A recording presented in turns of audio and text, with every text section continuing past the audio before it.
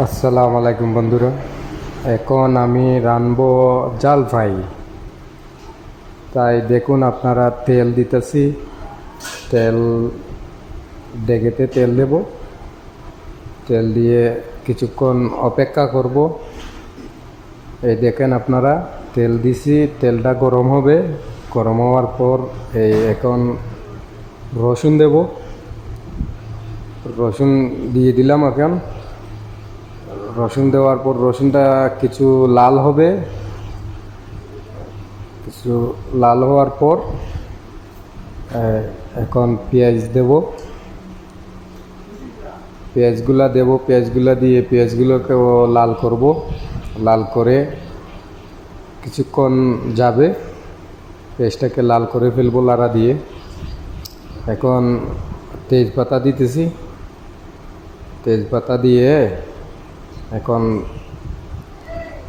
হলদি দেব। হলদি নিয়মতো হলদি দিলাম। এখন মরিচের গুঁড়া দেব। মরিচের গুঁড়া দিয়ে কিছুক্ষণ অপেক্ষা করব। আমরা এটাকে লাড়াচাড়া করব।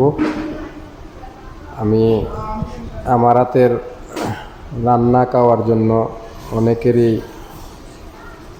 অনেকেই বলে খুব মজা নাকি হয়, মজা হয়।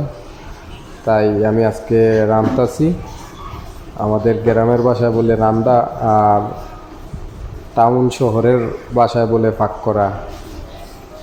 তাই কিছু লাড়া দিতেছি, লাড়া দেব। এখন সব মশলাগুলো এখানে করে নেব লাড়াচাড়া দিয়ে। এখন কিছু পানি দেব। কিছু পানি দিয়ে মশলাটাকে ভালো করে কষিয়ে নেব। এই যে কিছু পানি দিতেছি, পানি দিয়ে মশলাটাকে আর একটু লাড়াচাড়া দেব। লাড়াচাড়া দিয়ে মশলাটাকে সব এখানে এক করে নেব। তাই এখন ঢাকনা দিয়ে ডেকে দেব। ঢাকনা দিয়ে ডেকে দিলে মশলাটা খসে যাবে এবং কি লাল হয়ে যাবে। লাল হয়ে গেছে, আপনারা দেখুন। এই দেখুন, মশলাটা কষে লাল হয়ে গেছে। লাল হওয়ার পরে একটু নাড়াচাড়া মুড়ে ধরে ফেলেছে। তাই এখন আমি যাচ্ছি মাংস আনতে।